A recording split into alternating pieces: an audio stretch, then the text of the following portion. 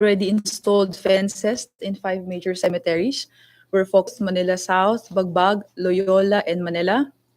We also activated quadrant sites in case of emergency evacuation. So we have Veterans Memorial Golf Course in North, Field Sport Arena in East, Quadrant Intramuros Golf Course in West, and Villamore Air Base in South. We will be deploying SEC 1,560 personnel for the AM shift, 1,503 for the PM shift, and at least 337 for midnight. So, sir, we also have this lateral coordination among units and offices all throughout the celebration and duration of the UNDAS 2018.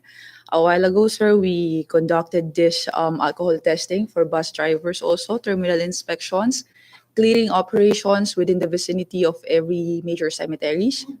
Towing operation, sir, is ongoing, and we will be uploading the rerouting scheme and traffic plans for these 5 major cemeteries. We also have, sir, projects like info drive for anti-smoking campaign in major cemeteries. We will be focusing on cemeteries in Quezon City. So, sir, all of our personnel from Road Emergency Group will be deployed on October 31st. We will be putting tents, medical assistance desks, and wheelchairs in the 5 major cemeteries that I have mentioned. So, for sir, those are the efforts of MMDA for UNDAS 2018. Okay, may question, MPC sa NDRRMC and MMDA. So in case lang na magkaroon na nga ng pag-ulan tomorrow and sa mga ano, anong coordination nyo with MMDA, especially UNDAS pa rin yun? Ma'am, yung sa atin ho, ano, yung MMDA ho kasi meron tayong tinatawag na Flood Control Information Center. So activated na rin ho yun. Yun ho yung command center natin kapag may bagyo hong tumatama sa Philippine Area of Responsibility. And of course, yung nabanggit ko ma'am, yung mga evacuation centers natin, pumping stations, all set po. For, not just for this typhoon, everyday ho yan ma'am, operational po. So tomorrow, may recommendation na ba NDRRMC to suspend kung ano man pasok or... Ma'am, so far we're still waiting for this afternoon's forecast. But as we all know, the typhoon has weakened. 150 sustained winds and 185 kilometers per hour gustiness. And as regards coordination, we coordinate with MMDA as also our partner in the NCR, because MMDA is the chair for the NCR Council of OCD. Sa Metro Manila po yan. Yes. Okay, Henry? Director Posadas, magandang tanghali po sa inyo. Yung sinabi ho ng Pangulo na ang mga relief goods ay hindi niya na papadaanin sa mga mayors, ano ho? Ito ho ba'y inimplementa na ninyo?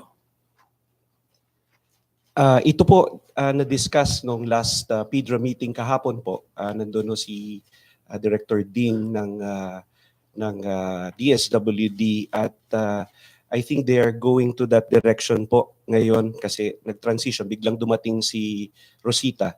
And I think they're, if I heard them right, yun ho ang direction kasi yun ang guidance ng ating Pangulo. At narinig din ho natin dun sa previous discussion that they are going to that direction po. Inaayos lang po nila yung kanilang mga protocols para maisakatuparan po yung utos ng ating Pangulo as regards relief goods and relief items. Opo, so ito hong relief goods possibly na mangyayari po sa tatamaan po ng Rosita, wala na pong dadaan sa kamay ng mga mayors na relief goods. Ang mga tao, diretso na ninyong bibigyan ng tulong, wala nang dadaan sa mga LGUs. Sa ngayon po, sa mga regional offices muna, meron in fact, per ni Yusek Halad yung mga, kasi ang DSWD needs more space, no? For prepositioning at in-offer po niya yung warehouses na available from the regional offices of OCD na pwede hong gamitin ng DSWD. So manggagaling na ho lahat doon sa kanilang regional offices or yung prepositioning. So tukuyin na lang po natin diretso, no? Kapit na mga tao sa mga mayors para humingi ng relief goods. Tutungo ho tayo doon. Sabi ko nga ho, we are transitioning. Hindi ho ganun ka-specific yung sinabi ng ating representante ng DSWD. But if you give me a little bit of time, siguro paari ko hong makapagbigay sa inyo ng update mamayang hapon pag meron ho rin kasing separate press briefing sa NDRIMC. So maybe I could answer your question All right, directly, thank sir. you, sir. Ian Cruz. So, alam ko po handa na tayo dun sa wind load and other elements, ano, pero pagdating po dun sa norte, ang lagi po nila nagiging problema yung landslide. Gaano po kahanda ngayon ng norte dito sa paparating na bagyo? Thank you, Ian. Binabantayan natin ngayon. In fact, as we speak, nagmi-meeting pa yung Regional Council ng CAR at mag-uulat sila mamaya tungkol doon sa evacuation, particularly sa probinsya ng Benguet, no? Kasi marami nang nakataas na rin ng storm warning signal sa kanila at definitely makaka-experience sila ng pag-ulan dahil dadaan doon sa gilid nila. Although lumiit yung diameter ng bagyo from 800 to 600, mahahagip pa rin sila. So iuulat natin yung estado ng evacuation, particularly sa Ukab tsaka sa Itogon. Okay, Rosalie. Microphone, Ace. Kay Secretary Salpo and sa NDRMC, kahapon nabanggit na po ni Pangulo yung pag-umpisa niya ng monitoring sa mga ginagawang paghahanda ng pamahalaan. So ano po yung marching order ni Pangulong Duterte sa mga local government units as well as national agencies?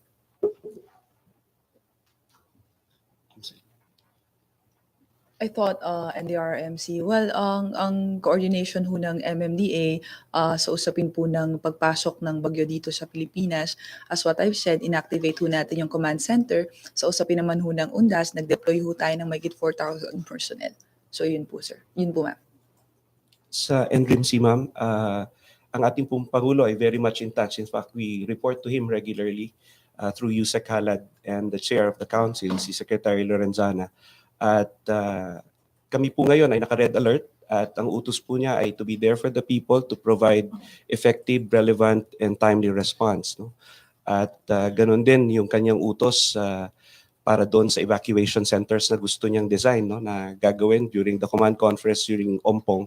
Tayo po ay nagmi-meeting na on the final stages para magawa po yung utos niya on the final design with all stakeholders, DPWH, DSWD, DILG, and NHA. So magkakaroon ho tayo ng huling meeting siguro to finalize the design para dun sa evacuation center.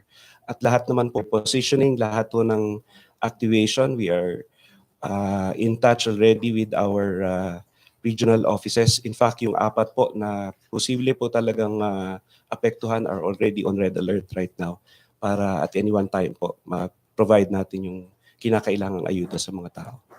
Kay Secretary Panelo po.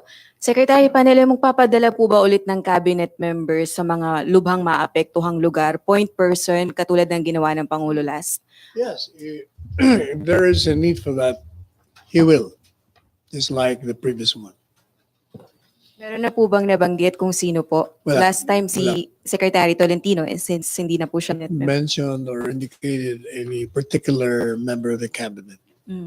Stern warning po ng Malacanang sa mga local government officials na hindi nawala mismo sa lugar nila sa pagtama po ng bagyo. Dahil last time meron pong mga, alam ko po, nireklamo na mga local government officials na wala po sa mga lugar nila nang tumama yung bagyong Ompong. They will be accountable for neglect of duty. MPC question sa MMDA and the RMC. Alvin. Sir, kaugnay nung tanong ni Rose, Secretary, ano bang update doon sa 10 mayors na pinapagpapanagot doon sa nakaraang bagyong Ompong? Ano nang update sa kanila? Magpa-function pa rin po ba sila o merong itinalagang mga posibleng gumawa ng supposedly trabaho nila? As far as I know, may directives si Presidente na investigan and then file the necessary administrative charges against them. So nasa lang sila ngayon, Secretary? Nandiyan pa rin sila pero unless na yung charges will be filed, syempre you have to give them due process. They have to explain themselves. Okay, thank you, Alvin. Questions, FPC? Okay, salamat po sa ating mga bisita sa NDRMC and MMDA. Presidential Spokesperson Panelo. Question. Julie.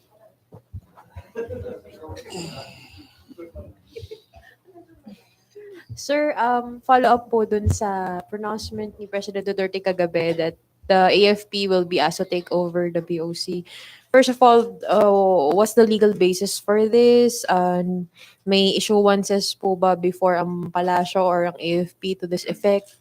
And hindi po ba matatabunan ito nung concept of civilian supremacy over the military na na-erosion? The Constitution provides that the president is the head of government, the head of state, and the commander-in-chief of the armed forces of the Philippines. Now, the Constitution also provides that he has control over all executive offices, and BOC is one of them. Now, with respect to being the commander-in-chief, he is authorized under the law to direct the movements of the members of the armed forces of the Philippines, and in any manner he deems it fit.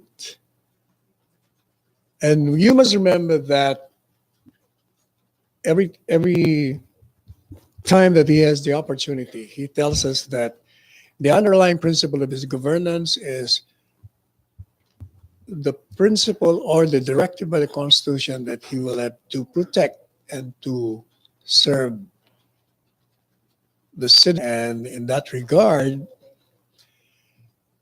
necessarily included therein would be the maintenance of peace and order.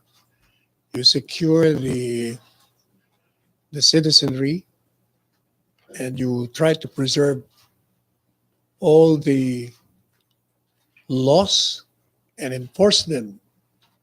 If there is any violation, then he has to do something about it. The designation of the personnel from the AFP is only temporary. Sir, but what's the legal basis for this? That's the legal basis, the Are there Constitution. any assurances that provide the guidelines for the deployment of military personnel to civilian agencies? The issuances will be promulgated shortly. Are there any existing issuances, like for For example now? in the AFP? For now, none.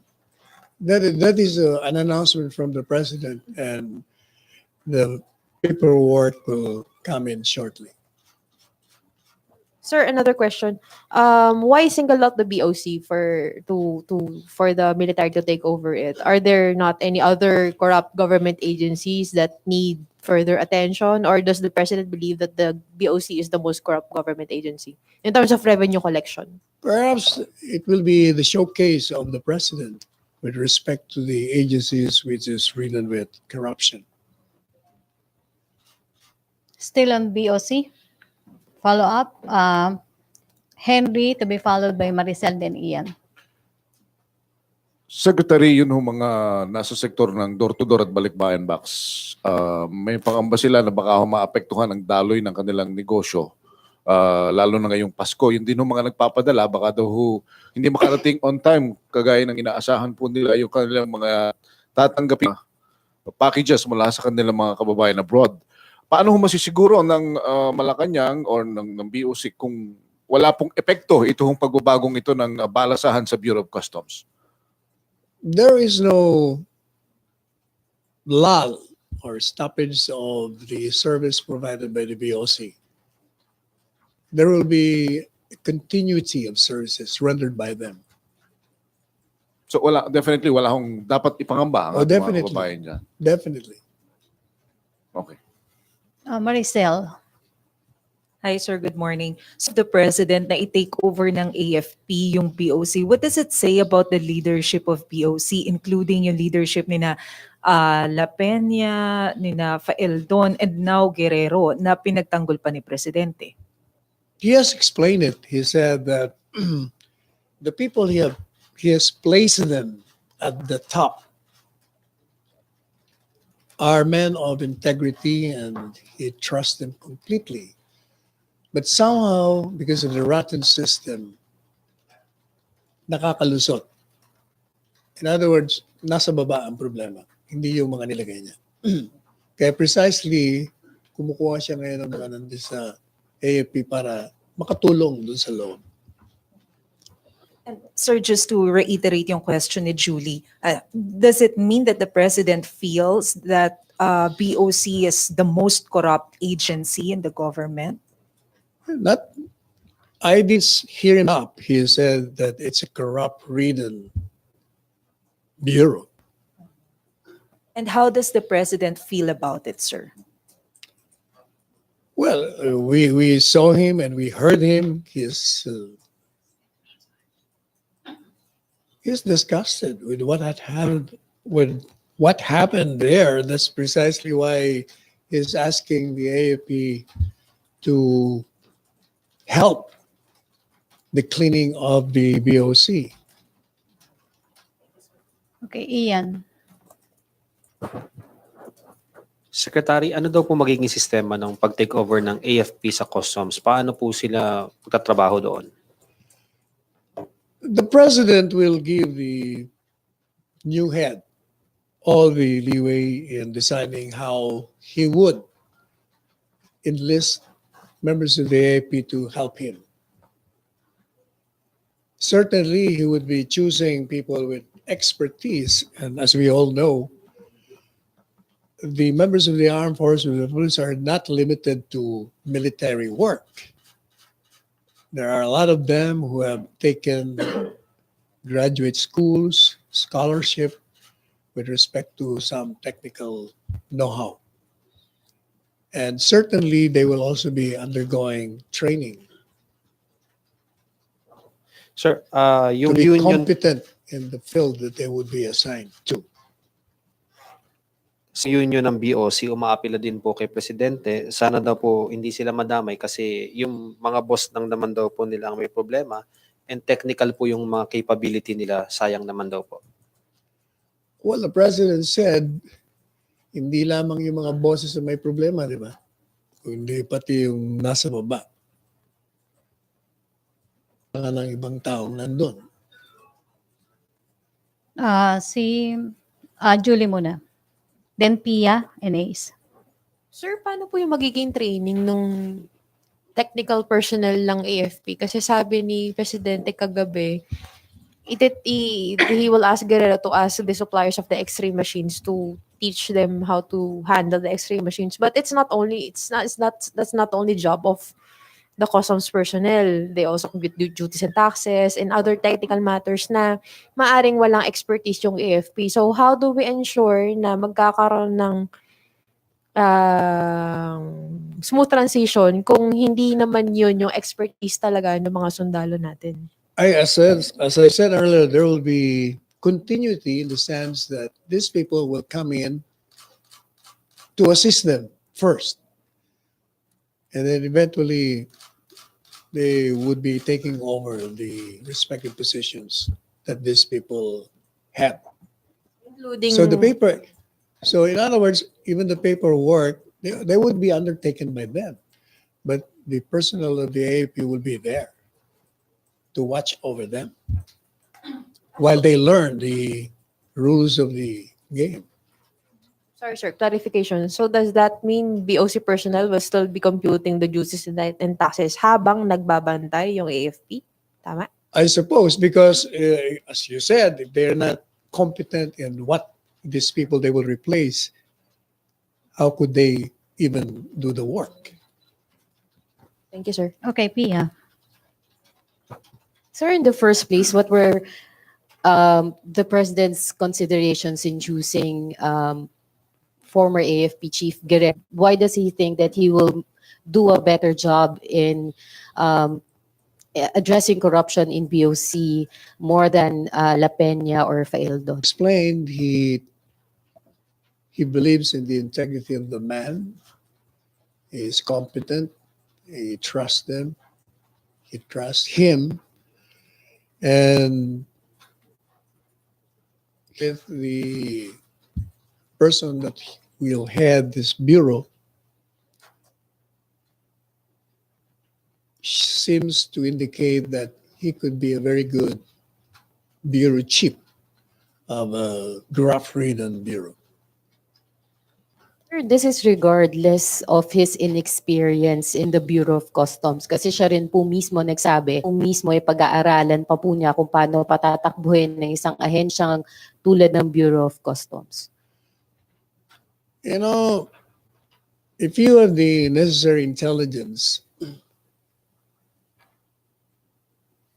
you will learn in the course of your work. What is important in this country? Bureaus are men of integrity that has the trust and confidence of the president. That is precisely they've been chosen to be at the helm. Sir, it seems na okay lang kay Presidente na isang head of the agency and even the people who will be manning technical positions will just be learning on the job. Come again? It seems na okay lang kay Presidente that the people that he will be placing in the BOC, especially yung leader ng BOC, will be on the job as long as he's a person of integrity. Why does he think that they will be effective on the job if they are just learning on the job? Well, I don't think it will take time to learn the ropes of the game in any particular bureau. I think 1 week would be long to learn what you should be doing there. It's administrative work. So all you need is really, if you're intelligent enough, you will learn fast. 1 week, sir, to run, to know, To my mind, learn, yes. to know how to run. It didn't take La Peña nor Peldon months to learn how to run the government. It didn't take Paraino months to learn it. Okay, Thank you, Ace. sir. Sec, you mentioned temporary na yung military takeover sa customs. Until when? Until it is necessary, until the president is satisfied that everything is in order at that bureau. Ano yung indicators para masabi na okay, pwede na nating ibalik ulit doon sa civilians? Well, if there is no palusot na nangyari earlier, then that means okay ang patakbo nila. Kasama ba sa indicators yung revenue targets, yung Oh, kailangan definitely. ma-reach or You must ma-exceed? remember that the collection of Mr. La Peña exceeded the previous record. Mm. So that should continue.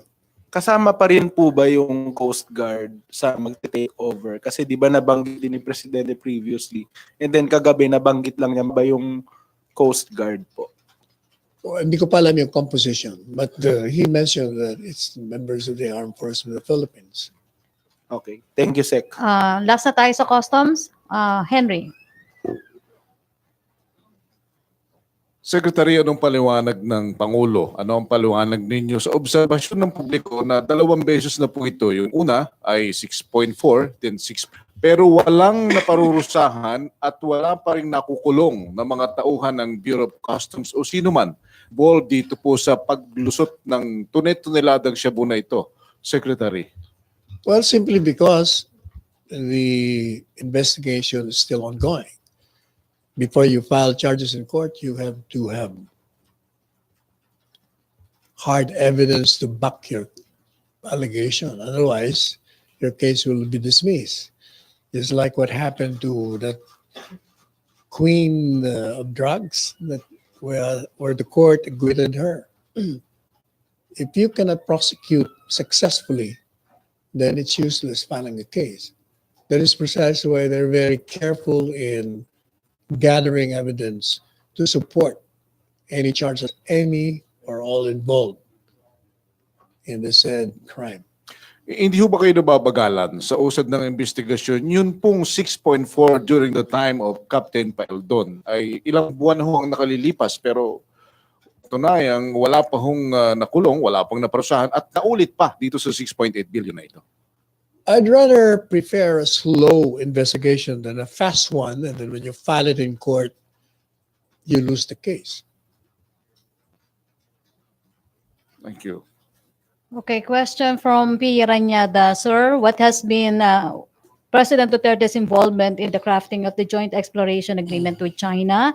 What is the status of the joint exploration agreement? What are the terms of the agreement in terms of profit sharing? And which entities will conduct the exploration?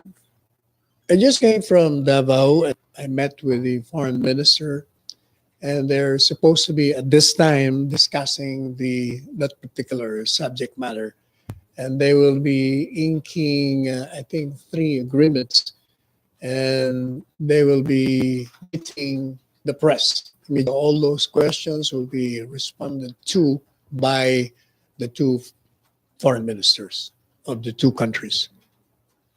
Okay, questions on PC on China? Other issue? Pia. Sir, comment lang. Gabriela recently condemned President Duterte's recent statement on women. On? On women said on women, sir. His remark, sabi niya, he was in his speech kasi last Saturday he was talking about women critics.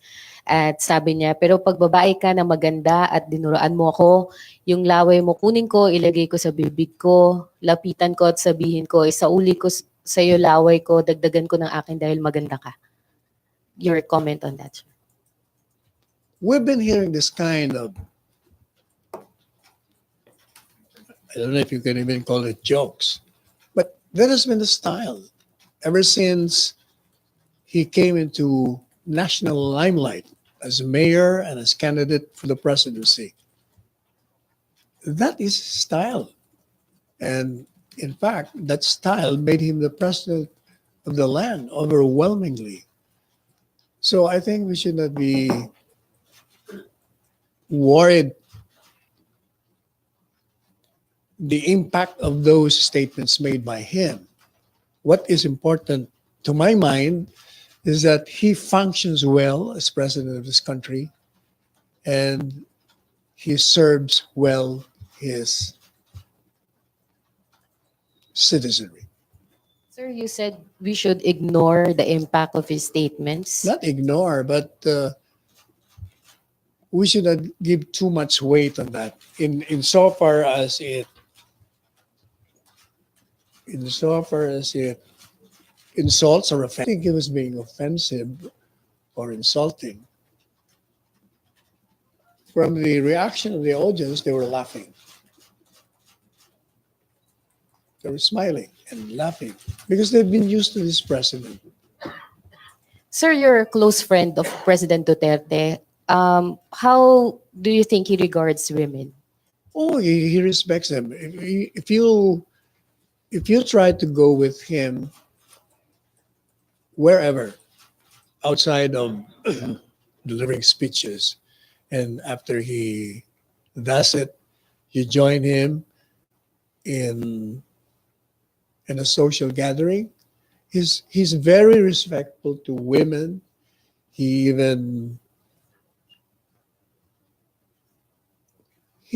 the real gentleman.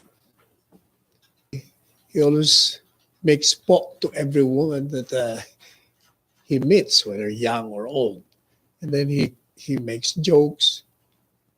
But very that's why he's so lovable with women. Yeah, women admires him. Except of course yung mga nationalists natin na nagre-react. Sir, obviously this is Pero not by and large talagang siya mahal siya ng mga tao. Men or women alike. Sir, obviously this is not the first time that he has been slammed over his statements. Sinasabi is demeaning or disrespecting women. Is he doing this deliberately to make a point? No, but as I said, he's not demeaning or disrespecting women. Siguro ganun lang talaga yung style niya. Baka gusto niya lang magpatawa. But hindi naman. Okay. MPC, questions? May pahabol lang ditong question for ASEC Pialago. Gaano daw kaseryoso yung clearing operations ng MMDA kasi bumabalik din naman daw yung mga pasaway kapag wala na sila. And second question, kaya ba nilang linisin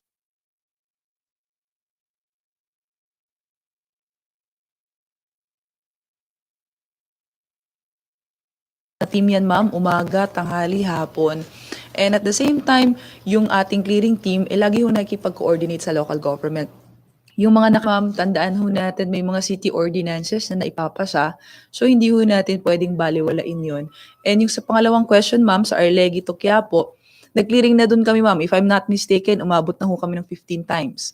So, binabalik-balikan lang ho namin, ma'am. Ang long-term solution kasi dito, ma'am, talagang mailipat yung mga vendors sa isang vending place kung saan ho sila makakapagtinda. Okay, thank you. MPC, Maricel. Sir, Secretary Panelo, Yeah. pahabol lang po. Sir, what's the President's plan this coming? Sa bahay lang siya. Hindi, wala masyadong, magkakasama kami kagabi, pero wala siyang binabanggit about Tundas. But ordinarily, he stays at home. He doesn't, yeah. Okay. Unless he has plans to go somewhere else. But he didn't mention it. No mention at all last night. Okay, MPC, no more questions? Okay, thank you, Secretary Panelo. Thank you sa Thank ating you. mga bisita sa MMDA and sa NDRRMC. Balik po tayo sa People's Television Network. Thank you, MPC.